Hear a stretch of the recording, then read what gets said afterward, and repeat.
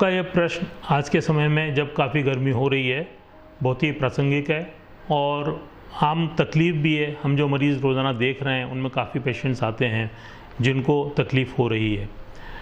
देखो, मौसम है, बदलेगा, कभी सर्दी होगी, कभी गर्मी होगी, बरसात होगी, अलग ऋतु हैं, अलग ऋतु के अपने फ़ायदे हैं, इसलिए अलग ऋतु का होना अच्छी बात है। आँखें बहुत सेंसिटिव चीज़ हैं, आँखें बहुत नाजुक चीज़ हैं। कोई भी एनवायरमेंटल कंडीशन, चाहे वो तेज़ हवा हो, तेज़ धूप हो, तेज़ लाइट हो या कोई भी ऐसी चीज़ जो आँखों को सहन नहीं हो सकती है या नहीं हो पा रही है, उससे पेशेंट को तकलीफ़ होती है। आँखों में लाली आती है, खुजली होती है, जलन होती है, तकलीफ़ महसूस करता है आँख खोलने में या काम करने में जल्दी थक जाता है, इरिटेशन होता है या नींद जल्दी आने लगती है।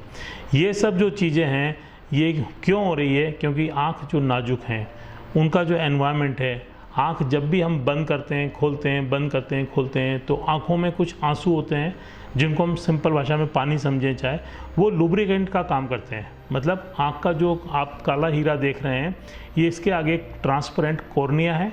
वो कॉर्निया आँख में आने वाली जितनी भी लाइट है उसको फोकस करता है। उसका करीबन आँख में जो फोकस पावर है उसका 75% हिस्सा कॉर्निया में होता है, 25% हिस्सा आँख के लेंस में होता है। इस तरह से जो भी चीज़ हम देखना चाहते हैं उसको फोकस करने का काम कॉर्निया और लेंस मिलकर करते हैं। कॉर्निया की जो पावर है वो लगभग फिक्स है और जो लेंस की पावर है वो फ्लेक्सिबिलिटी है। अब जब हम यहाँ डिफरेंट दूरी पर देखते हैं तो इसके लिए हम अकोमोडेशन करते हैं। मतलब है कि लेंस अपनी पावर को थोड़ी कम ज़्यादा करता है, जिसकी वजह से हम हर वस्तु को साफ देख पाते हैं। हम जब कॉर्निया की बात करें तो कॉर्निया एनवायरनमेंट के डायरेक्ट कॉन्टैक्ट में है। अगर कोई भी हवा आएगी तो वो कॉर्निया को टकराएगी। गर्म होगी तो कॉर्निया के आगे जो मैंने बताया कि पानी है, जो आंसू हैं, जो लुब्रिकेंट का काम कर रहे हैं, वो जल्दी सूख जाते हैं। उनके सूखने की वजह से कॉर्निया की जो हेल्थ है उस पर विपरीत असर पड़ता है, उसको नुकसान होता है। कॉर्निया एक ट्रांसपेरेंट चीज़ है, मैंने बताया। कॉर्निया की ट्रांसपेरेंसी मेंटेन होती है उसके एक पर्टिकुलर अमाउंट के गीलापन से। अगर वो गीलापन बहुत ज़्यादा है तो आपको धुंधला दिखेगा। अगर वो गीलापन कम हो गया है, मतलब कॉर्निया सूख गया है, तो आपको धुंधला दिखेगा। जब आप स्विमिंग पूल में जाते हैं तो आपको लाइटें फैल जाती हैं क्योंकि कॉर्निया में पानी थोड़ा सा बढ़ जाता है। जब आप ड्राई हवा में जाते हैं तो कॉर्निया सूख जाता है और आपको बहुत जल्दी जल्दी ब्लिंक करना पड़ता है या इरिटेशन होता है या पानी डालना पड़ता है, और पानी डालने से अच्छा लगता है, या आपको हम ड्राई आई का ट्रीटमेंट देते हैं जिसमें कि ड्रॉप्स डालने से आप अच्छा फील करते हो। तो इस मौसम में एक तकलीफ़ ये बढ़ती है।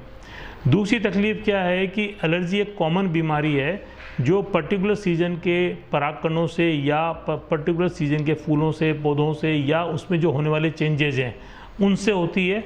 और एलर्जी में एक अच्छी चीज़ ये है कि जब भी सर्दी होती है, मतलब कि ठंडक होती है, तो एलर्जी अपने आप कम हो जाती है। ठंडक एक ट्रीटमेंट का काम करती है, और जब गर्मी होती है तो ट्रीटमेंट की जगह बिगाड़ने का काम करती है।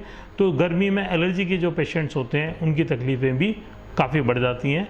इसके लिए उनको ध्यान ये रखना है कि गर्म हवा आँख में ना जाए। उसके बचाव के लिए चश्मा पहने। अगर ड्राइविंग कर रहे हैं तो जैसे मोटरसाइकिल पे हैं तो आगे वाइज़र लगाएं जिससे कि डायरेक्ट हवा नहीं जाए। कार में हैं तो कांच बंद रखें।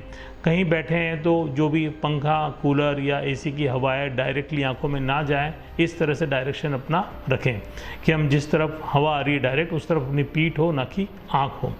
बचाव के लिए चश्मा लगाएं जिससे डायरेक्ट हवा आँख में ना जाए। ये बहुत बड़ा इंपॉर्टेंट काम है। आँख को मसले नहीं, क्यों मसलने से हम उसको गर्म करते हैं, एलर्जी बढ़ती है। और ठंडक देने के लिए हम आँखों पर बर्फ़ लगाएं, इससे काफ़ी आराम आता है। मौसम के हिसाब से अगर हम आज बात करें तो मौसम के रिलेटेड इन्फेक्शन पहले के मुकाबले में काफ़ी कम हो गए हैं क्योंकि हमने अपना हाइजीन लेवल सुधारा है।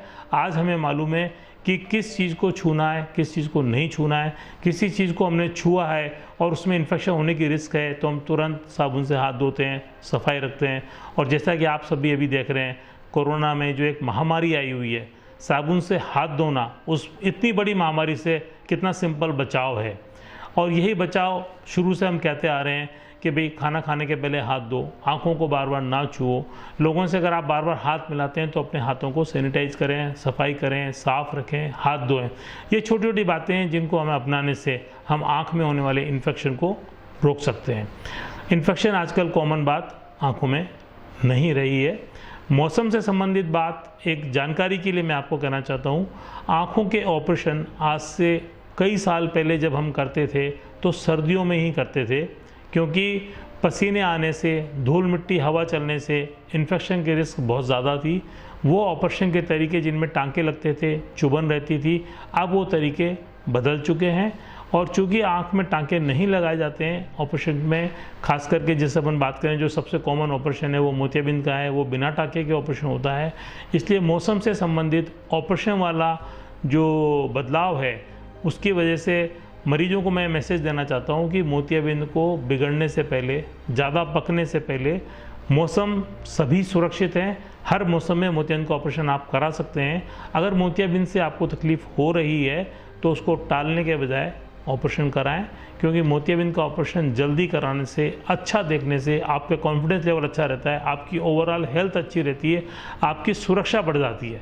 कम दिखने से एक्सीडेंट रिस्क बढ़ जाती है, मन उदास रहता है, लोगों से इंटरेक्शन कम हो जाता है, और काफ़ी लोग जो एक्टिव लाइफ जी रहे हैं, जिनको कमाने के लिए भी नज़र की ज़रूरत है और वो कमाई अपनी कम कर लेते हैं और उससे और डिप्रेशन आ जाता है।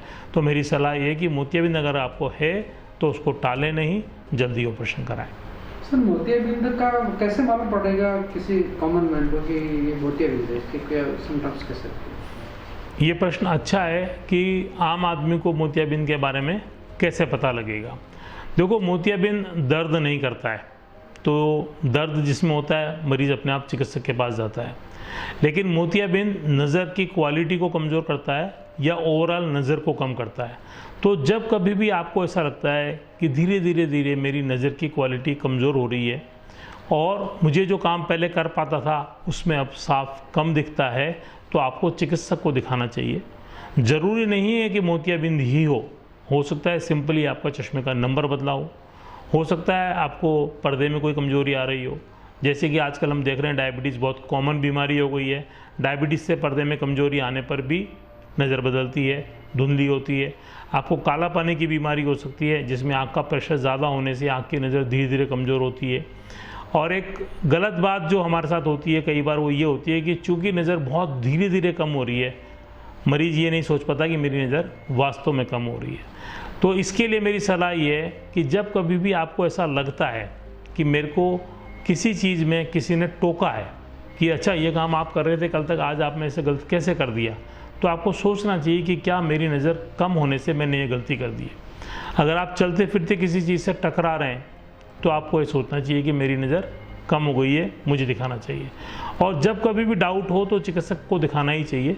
लेकिन डाउट नहीं हो और तब भी 40 की अगर उम्र हो चुकी है तो आपको 2-3 साल में आई चेकअप कराते रहना चाहिए, ताकि इस उम्र की होने वाली कई सारी बीमारियों को आप जल्दी मालूम कर सकें और उनका निदान कर सकें, उनका होने वाले नुकसान से रुक सकें, बचाव कर सकें।